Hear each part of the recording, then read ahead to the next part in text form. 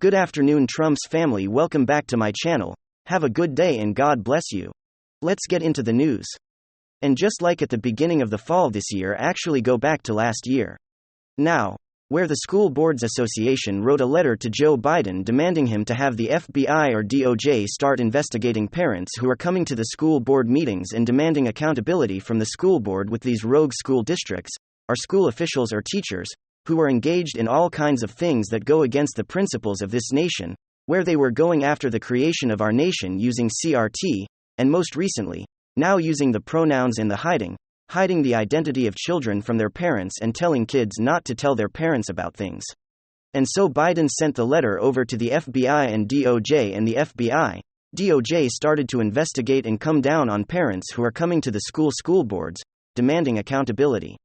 And so we have the same thing now playing out with the NA, the amount associated with the American Medical Association, now demanding Biden use the DOJ and FBI to go against people who are exposing what's happening in these hospitals, where they are admitting kids and chopping off perfectly good working parts on the human body. They are essentially sterilizing children in these hospitals, and they don't want the public to know about it.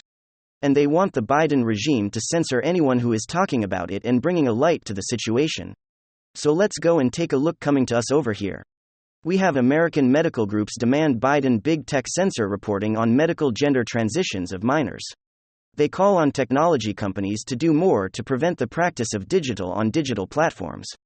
But they go further, urging the Department of Justice to take swift action to investigate and prosecute all organizations, individuals and entities responsible. Now, Christopher Rufo, one of these individuals who has exposed him along with Matt Walsh, and lives at TikTok, and others who have been shining a light on what these hosed children's hospitals have been doing to sterilizing children, are now being looked at. And these groups are asking the DOJ to investigate them. How disgusting is this? We should be having the conversation the other way. These doctors need to be examined. These hospitals need to be investigated because it's a money marketing machine. Big Pharma is involved with all the puberty blockers and everything like that they could prescribe to these kids. It's just like the Ritalin push back in the early 90s, late 80s, where everybody had ADHD, and they were prescribing Ritalin like it was candy. Same way drugging up our kids. Absolutely. Just a terrible thing that's happening. We should be asking those type of questions instead. They don't want any questions asked about, they want you silent. Christopher Rufo, who also was a big hand in exposing the CRT in public schools, says this: the American Medical Association is asking big tech at the Department of Justice to censor the platform, investigate and prosecute journalists who questioned the orthotic beauty of the radical gender surgeries for minors, arguing that the public criticism is disinformation. And all they are doing is actually just showing you what's on their website, showing the videos that are on their website, their own hospital's website. That's all they're doing, using their own words, putting a mirror up and saying this is what you're doing. Of course, that's somehow misinformation. The MIAA has stated that the exposure of their practices to the public at large, which has been hidden under soft language like affirmation and top surgery, has been terminal to those providers and hospitals that are willingly perform the surgeries and administer these drugs. Many hospitals across the country, from Boston Children's Hospital to Boston to Lurie in Chicago and CHOP in Philadelphia, Children's Hospital of Philadelphia, what a perfect name for it, right? CHOP. Because that's what they do to your kids when they go into that hospital. Vanderbilt Nashville, as well as dozen others, have launched promotional videos to sell their sex change services to minors and to parents, and the letter to the Biden Attorney General Merrick Garland DeMaa states that the exposure of these controversial practices has caused difficulty for the providers that offer them. They say that the journalists who have been making these videos and practicing practices public have been coordinated attacks that threaten federally protected rights to the healthcare for their patients and their families. The AMA calls that information that has been published by this outlet, and so many others, an intentional campaign of disinformation. Whereas a few high-profile users on social media share false and misleading information targeting individual physicians and hospitals. They claim that this information has resulted in a rapid escalation of threats, harassment, and disruption of care across multiple jurisdictions. Chris Rufo, senior fellow at the Manhattan Institute, posted the letter right here. Check them out over there. So again, It goes on here says journalists have been diligently exposing the medical gender transition of minors made available at the children's hospitals across the nation while institutions balked at their practices being made to the public. Boston Children's Hospital was subjected to a fake bomb threat, where Lurie's hospital claimed that one man holding the billboard stating that children cannot consent to sterilize was a threat.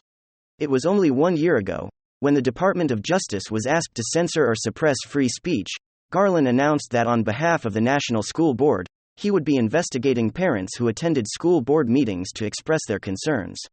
Once again, the Biden regime utilizing its resources to target free speech to target uncovering these horrendous practices that should not be taking place at American soil. And let's see here. All right, now it's been a while since we spoke about the whole Russia-Ukraine issue that's going on right now. And to be completely honest with you guys, my stance hasn't really changed much. Now, initially, when I made my opinions and my analysis public on this issue, a lot of people didn't like what I was saying. I was even accused many times of pushing, quote, Russian propaganda, but I've had a whole lot of time to think about it. And to be completely honest with you guys, my stance hasn't changed if it's changed at all. I feel even stronger about my positions now than I did back then. I guess it's a foreign policy disconnect that I have with probably most people and certainly with the war hawks and warmongers in government. I do not believe in antagonizing our enemies. I don't believe in sanctimony and righteousness in the good guys versus bad guys narrative, regardless of whether or not you're on the right side or the wrong side.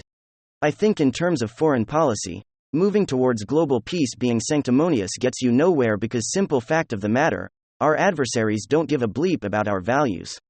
And we've seen time and time again that as we take the sanctimonious approach trying to push Western-style values and democracy and human rights tried to force other nations to adopt our way of living. It's done nothing but destabilize the world.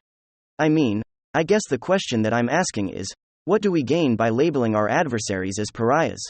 What do we gain especially if they're a damn nuclear state? How does that benefit us? Oh, great idea, Anthony Blinken. Let's plunge the world into nuclear catastrophe because more American values. How about we continue with the Donald Trump approach, killing them with kindness, keep your friends close and your enemies closer. And it's no wonder that the world was a more peaceful place. It's no wonder that we finally saw the North Korean regime calm down a little bit with that approach. Anyways, I'm going on a little bit of a rant in the intro just to give you guys an idea of what I want to talk about for this video, the topic of discussion. And it's basically my reaction to something that Secretary of State Anthony Blinken recently said, so we've got some stuff to talk about. I know some people are gonna find it highly controversial, but it is what it is. This is what I believe. And so give it a shot. Give it a listen. And let me know exactly what you guys think in the comment section. Whether you think I'm completely off or whether you think I'm onto something. Alright, so take a look at this. Wow. Biden. Secretary of State Anthony Blinken says Nord Stream explosion, quote, a tremendous opportunity for Europe to remove dependence on Russian energy. Everyone listen to this, he said. Ultimately, it's a tremendous opportunity to once and for all remove the dependence on Russian energy, and thus to take away from Vladimir Putin the weaponization of energy as a means of advancing his imperial designs. That's very significant. And that offers tremendous strategic opportunity for the years to come. But meanwhile, we're determined to do everything we possibly can to make sure that the consequences of all of this are not borne by citizens in our countries, or for that matter around the world. Okay, now, I have so many grievances with this stance, there are so many elements of it that bother me, I'll try to parse them all and get into it here. Firstly, the way the elites are talking about these massive catastrophes and tragedies as opportunities to rebuild the new. I find this so incredibly disgusting. Russian energy is essentially cut off from Europe. Well, it's an opportunity for us to build a more green future. Even though the European economy is headed into a depression because of it, there probably won't be enough energy to heat people's homes throughout the winter. Human suffering aside, it's a great opportunity. I absolutely hate the callous tone deaf out of touch nature of these elitists. That's the first thing. The second thing is real rich for the Biden administration. And these left-boyd globalists to be all of a sudden talking about energy reliance on Russia, when you were warned back, I believe in 2018 by Donald Trump himself that this exact thing would happen and you all laughed at him. Now all of a sudden ending European reliance on Russian energy is a great opportunity. You know, That massive explosion that burst the Nord Stream pipeline? Oh, what a positive opportunity. It is completely absurd, especially as European nations continue to close down nuclear power plants. But anyways, the most frustrating part, and the part that's really eye-opening for me, is the whole notion of perpetuating this narrative, that Russia is a pariah, that they should be exiled, isolated, rejected and condemned. How exactly does that help us? I know it feels good to virtue signal about Russia, and say Vladimir Putin bad, Russia bad, and in no way am I supporting the Russian regime and the aggressive actions that we've seen from them. I mean, it's completely catastrophic. Its terrible loss of human life really saddens me. But what these leftists are doing and what these deep state shills are doing, what these warmongers are doing, are making it worse, pouring fuel on the flame, and enabling the war to continue perpetually. What benefit do we get not meeting at the table with our enemies?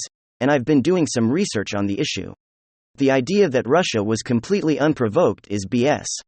This wasn't an unprovoked invasion of Ukraine. This was a mounting issue that has been happening for decades. The Russians to a certain extent played ball. There was a promise to not expand NATO to their border. That promise was broken. In the 1990s, the Soviet Union collapsed. Russian communism theoretically came to an end. They opened up their economy. They opened up to the world. It was clear progression moving forward.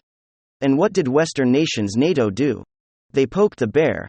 Then if you look into Donbass and Crimea, instead of having a discussion about these areas, and what the actual people want, instead of once again coming to the table and understanding what the Russians are looking for, and what Donbass and Crimea mean, what the people in those regions support, and whether or not they actually want to be absorbed, annexed by Russia, instead of coming to terms, coming to a deal, understanding both sides, regardless of who's right and who's wrong, you can have somebody acting completely irrationally. Sure. The only way that you're going to get to any type of solution is if you calm down and try to meet in the middle. Instead of doing that, we further continued to escalate the war, spent hundreds of billions of dollars sending arms and munition and tanks and jets to the Ukrainian side, fighting a proxy war against Russia, and then pretending like we're the good guys. This Biden regime, they're not the good guys. They're fighting a proxy war that the American people do not want to fight with your taxpayer dollars. I mean, for Pete's sakes, there was peace talks at one point between Russia and Ukraine. Yes, some territory was most likely going to be lost, and a promise of never joining NATO was involved. And of course, globalist leaders who essentially control Ukraine as a puppet state stepped in and made sure that that deal did not go through. Why? What do we benefit continuing to antagonize Russia? What do we benefit if we're unwilling to make any type of sacrifice, if we're unwilling to even sit at the table and listen to what the Russians want, what their issues are, what their dilemmas are, whether it's national security concerns about potential nuclear and missile threats on their border with the expansion of NATO, or the territory dispute with Crimea and Donbass? What do we get by further enabling and fighting in this war? And yes, we are fighting in this war with taxpayer dollars? Well, the answer is we get absolutely nothing. This is a hawkish foreign policy stance of no compromise of our way or the highway, and it seems utterly ineffective. We have seen effective diplomacy with the Russians in the past. The 1990s is a great example of that. And instead of befriending our enemies, instead of extending an olive branch, and slowly building a relationship to the point where they might actually start seeing the way of our life and the way that we live free, or they might start to see our way moving towards us, and we can live harmoniously. Instead of that, we choose a hardline stance. We choose war. We choose spending more billions, if not trillions, building arms, building munitions, building vehicles, expanding the war machine, because clearly it's a big portion of the damn GDP, and we continue to risk potential nuclear annihilation, and we continue to throw a wrench into the machine, into the cog wheels on our way to a more peaceful Earth. That is currently my stance. I think it's stupid to ignore their grievances, their dilemmas, and what the reasoning is behind what they're currently doing in Ukraine. I think it's stupid to not come to a compromise, meet in the middle, and find a real peace treaty, a real peace deal. And I think believing that doesn't make me a Russian propagandist. It just doesn't make me a damn warmonger. All these ridiculous left boys with Ukraine flags in their bio, and of course there's some right, it's doing the same thing. My God, Donald Trump's gonna start World War III was the most peaceful time in modern American history and world history. Now Joe Biden's plunging us into World War III, and these people are cheering and egging it on, because Putin bad as they plant their war banner, It's completely ridiculous and I will not support it. Hopefully, you folks enjoyed this chat this morning. Thank you very